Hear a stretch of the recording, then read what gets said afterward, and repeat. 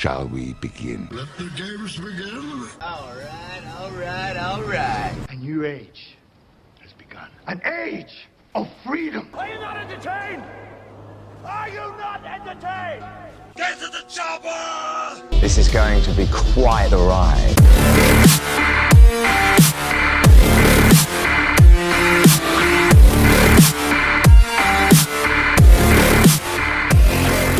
And hello, everybody, and welcome back to the Movie Pit Podcast. I am your host, Christian. Thank you very much for joining me on the podcast this week. This is the podcast where we talk about all of the big breaking movie news items of the week. We also talk about the trailers, although there hasn't been any trailers so far this week, at least at the time of this recording. I will get to that in a second. There are no big movies coming out in theaters. This is usually where I would say this, but also where I would talk about the movies that are coming out in theaters this weekend. That is not the case because of course, COVID. Although if your theaters are open in your area and there is something new, go check it out because we're thriving for content. We're striving for it.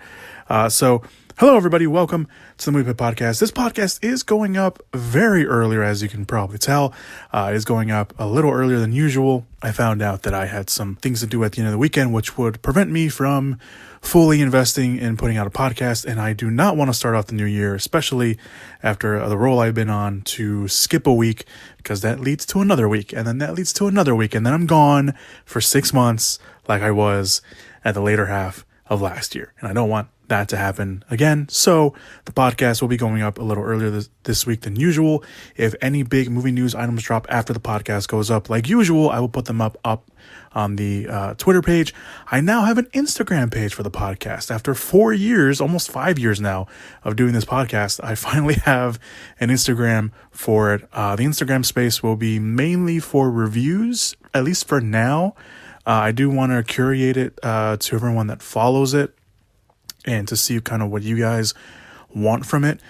So let me know if you follow the Instagram account and if you want to follow it and see how you want it to be curated to you. But for right now, I'm going to treat it kind of as a review space, making special announcements for the podcast, calling upon you guys, the listeners and the followers, for Q&As and stuff like that. So I want to do a lot of that for the Instagram page and also for the Twitter page as well. But, the Instagram is newer, so I'll be putting a lot of focus into that as much as I can. So, all the links to that will be down below in the description / show notes area, like always. So let's get right to it. There were a couple of news items that dropped after the podcast came out last week, as there always is. First of all, Universal has given their adaptation of the hit Broadway musical Dear Evan Hansen a release date. The adaptation will come out on September 24th of this year.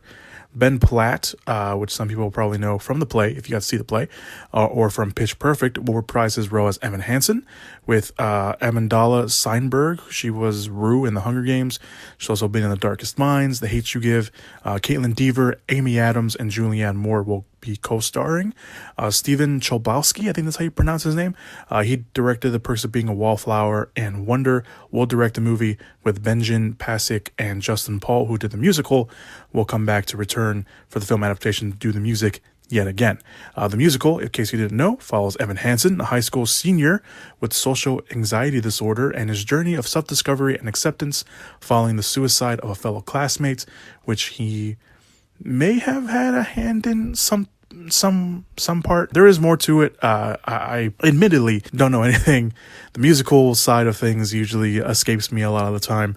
I don't mind musicals. I do like musicals, but it's not my go-to kind of thing. But I know Evan Hansen received a lot of praise and a lot of acclaim for everything, and I know Ben Platt also received that. So it's kind of cool to see him come back to do the musical adaptation, or to do the adaptation.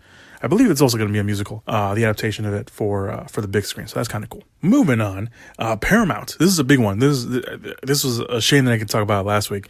But Paramount and J.J. Abrams' Bad Robot have hired Joe Barton. He's the showrunner for the Untitled Batman series that's being worked on over on HBO Max, to write a script for the Untitled sequel to Cloverfield. Abrams will return to produce, and the sequel will not be a found footage movie like the first one was. We've had some semi-sequels, or at least movies set in the same world as the first Cloverfield movie in 10 Cloverfield Lane, and Netflix's The Cloverfield Paradox. A proper sequel to Cloverfield has been in talks for a while, especially after the first movie came out, because it became a viral and box office hit, making $172 million at the box office off its $25 million budget. And this is a movie that didn't really have a lot of big names. You had Lizzie Kaplan in there before she became really big, I think, or before she became Lizzie Kaplan that we all know. T.J. Miller was also in there. You got Odette. Back then, she was known as Odette Yutzman. Now she's known as Odette Annabelle, I think. So yeah, it wasn't filled with, like, you know, a lot of big name people, but the movie, you know, the viral marketing behind it was just so massive. So that's kind of what really helped the movie out in a lot of ways. Barton does have some alien invasion experience. He does have a movie called Invasion, lo and behold, coming to Prime Video through Amazon with Riz Ahmed and Octavia Spencer set to star. Barton also has the luxury, or at least creative freedom, if you will, of writing a sequel from scratch.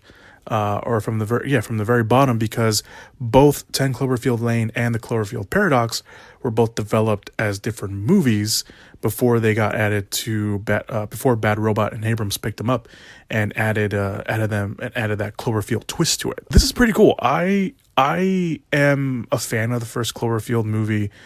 I know it gets a lot of hate, and I don't know if I can see why, but I know it gets a lot of hate, and it's. I don't know what it is. Like, I genuinely want to know why it gets as much hate as it does. It was cool. I mean, the viral marketing of everything, I think we have to appreciate, because no one knew what the hell the movie was. The first teaser that came out, there was nothing. There was no title. There was just a release date that said this summer or next summer, something along those lines. There was no title for the movie. It was unknown. There was no title for the movie for a long time, and then they finally gave it the name Cloverfield, and it was based off a street that the Bad Robot Studios was located. So I really liked the movie. It started this whole trend of, like, a different kind of viral marketing online. I thought it was really cool, and the movie itself is really cool. There's a lot of standout moments that I really like when the monster first gets revealed, to the moment where he's looking down at the camera near the end. I really like the first movie. I don't know what it is. I just really like it. I don't know. It's maybe because everyone hates it now that I just like it, but I've always kind of liked the movie. So I'm really excited that we're finally going to get a proper Cloverfield sequel. I know there was early talks that the sequel would be set the same day as the invasion, but it was told through a different group of characters' perspective. That was a rumor for a long time. I don't know if they're probably going to take that, or, I mean, the found footage aspect is gone, so we probably won't see that. But I'm very interested in seeing where this goes, and I'm very excited. I'm probably one of the handful of people that are excited for the Cloverfield sequel, but I am one of those, so I can't wait for this.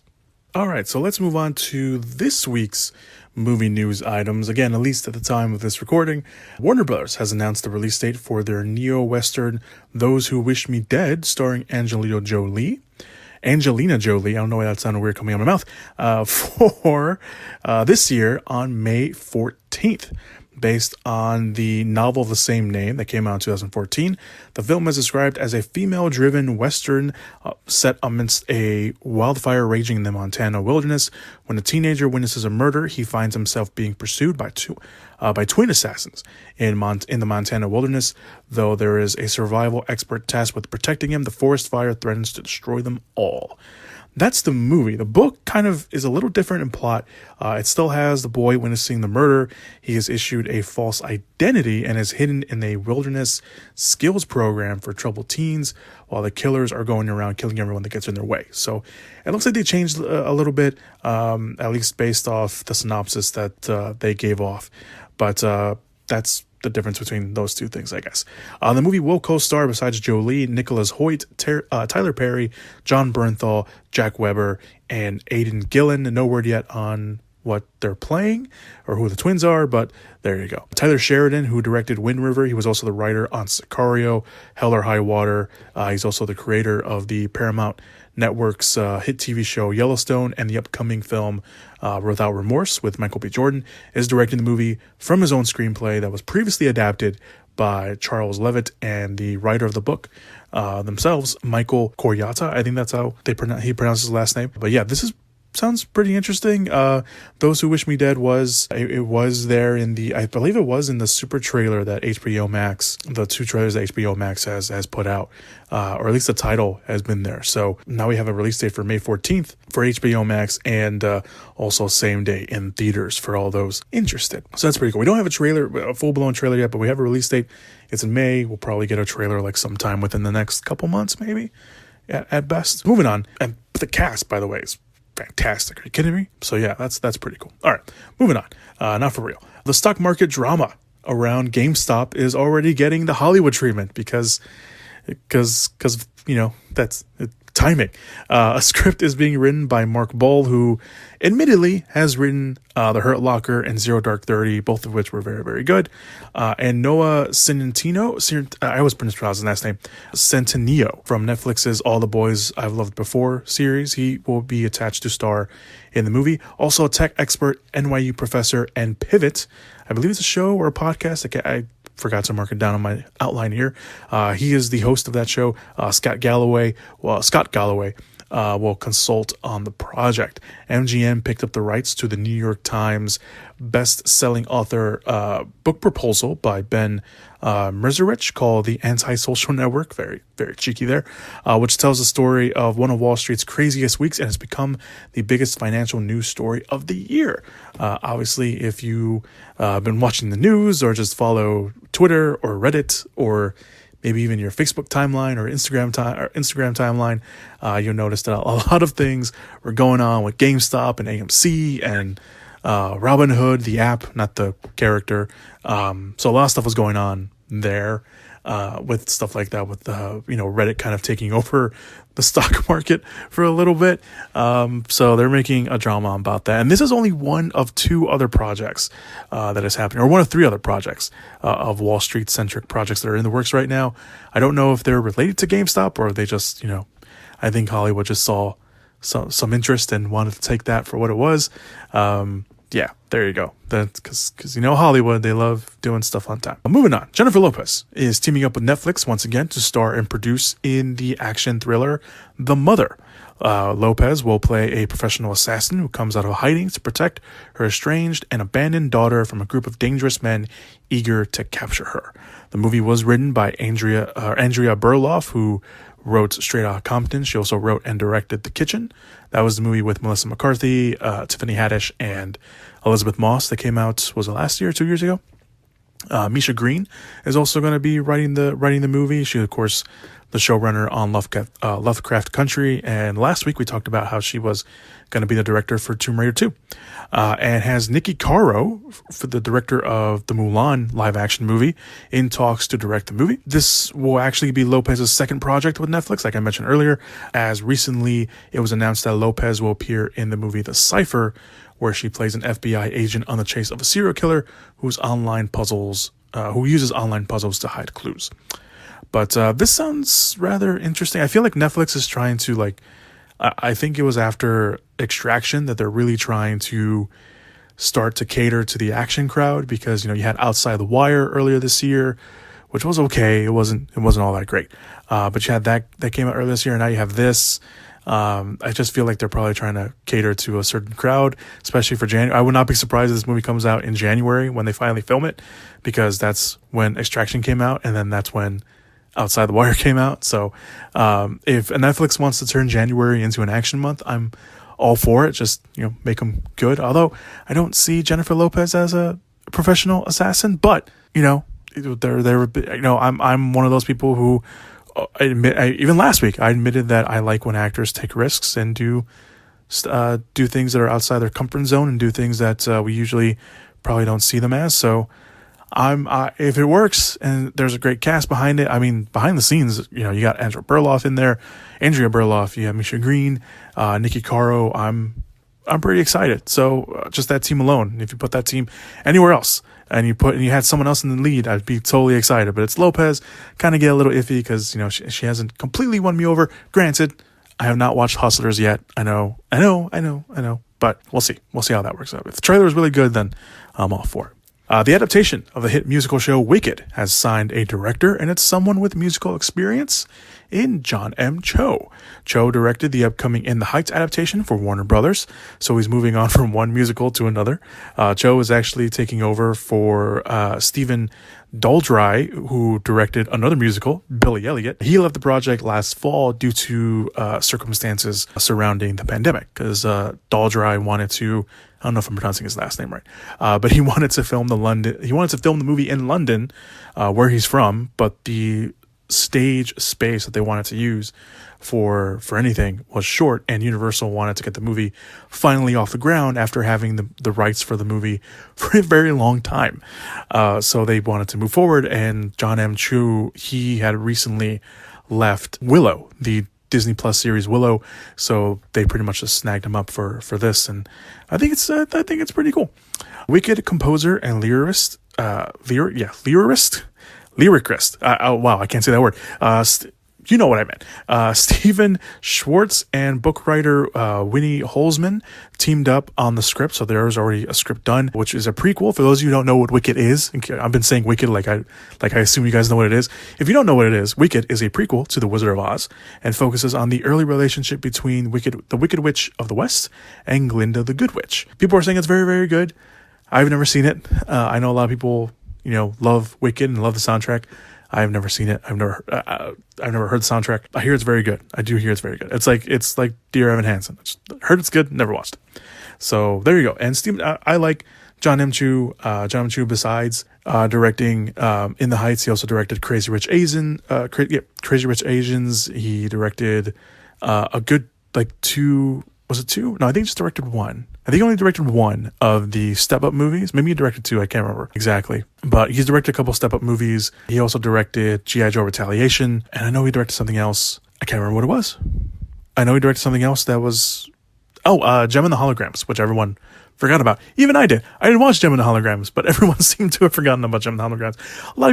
A lot of people want to forget about Gem and the Holograms, but there you go. I think he also directed something else, but I can't remember what it was. But there you go. That's his resume. And of course, obviously, the last few movies, Crazy Rich Asians and In the Heights is getting a lot of buzz. So why not have a big director, if you can get him, to direct Wicked, which you've been trying to get off the ground for years and years. So, all right, moving on. Director Paul Feig, of course, the director of a lot of the Melissa McCarthy movies, like the Ghostbusters reboot, has updated us on the progress of his Universal monster movie Dark Army, which has been in the works since late 2019. The movie, in case you needed a reminder or just didn't know that it was happening, was an original monster movie in the vein of the studio's 1930s monster films, and featured those classic monsters like Dracula and Wolfman and Frankenstein's monster, as well as new characters as well. That movie was being worked on as Universal decided to ditch the Dark Universe, which after one movie, which I was very upset about. Not upset because they ditched it. I was upset because they made The Mummy and then they ditched the idea of just not rebooting it over again. But whatever. They decided to focus on more solo movies and director-driven movies. That's how we got Leigh Whannell's great in the Invisible Man movie. There's also a Dracula movie in the works with Karen Kusama, who directed Jennifer's Body. She also directed the great, it's a great movie called The Invitation, which if you have not watched, highly recommend you do. I saw it on Netflix. I don't know if it's still on Netflix. I would imagine that it's probably on Shudder. It's called The Invitation. It's very, very good. It's a slow burn. I highly recommend you stick with it, because it is really, really good. She also directed Destroyer, which was the movie with Nicole Kidman that came out a couple years ago. So she's doing a Dracula movie. Blumhouse is also working, at least as far as we know, on a Wolfman movie with Ryan Gosling, which is very interesting. So they're doing that.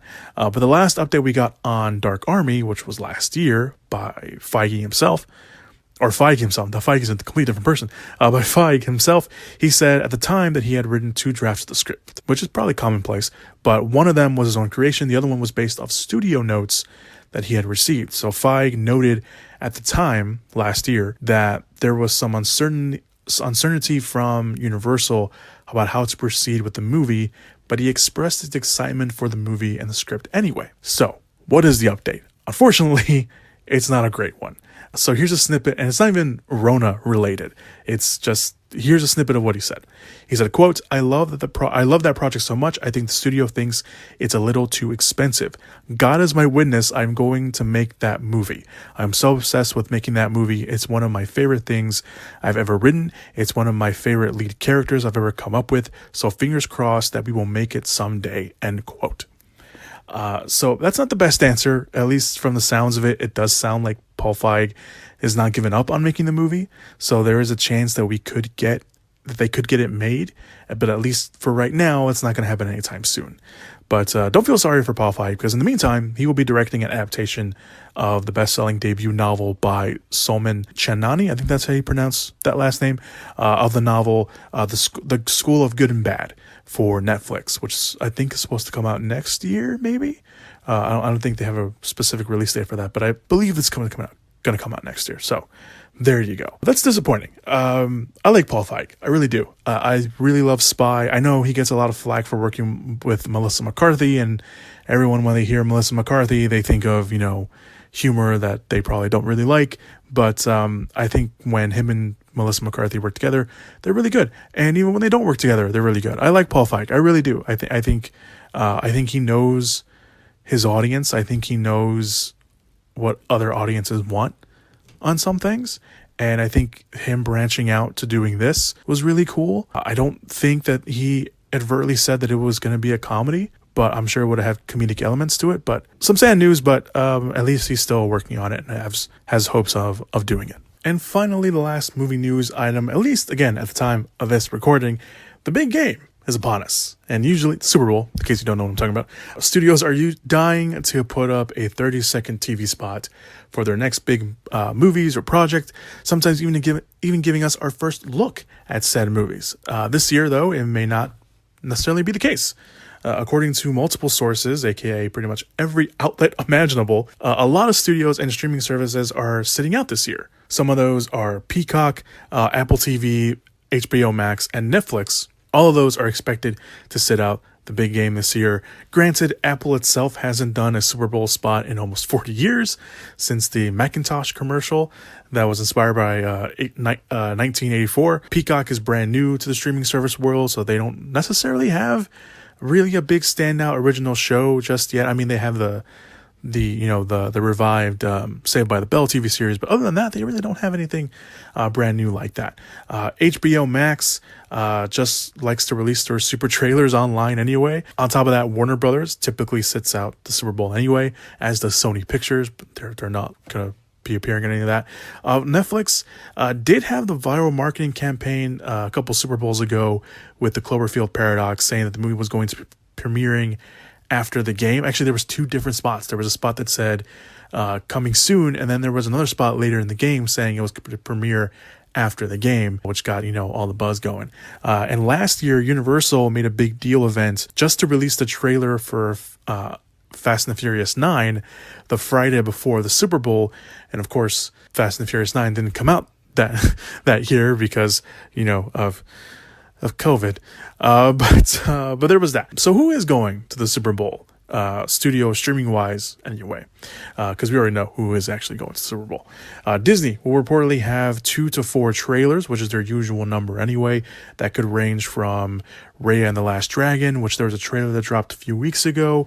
That can range from our first trailer at least or another trailer at least for the Falcon and the Winter Soldier. Maybe even some other stuff. Maybe a Black Widow. Maybe they're going to drop something new for Black Widow. They did drop something for Black Widow last year, so maybe they'll drop something again for this year, confirming whether or not it's actually coming out or not coming out, or being released or something, or being delayed or released or something like that.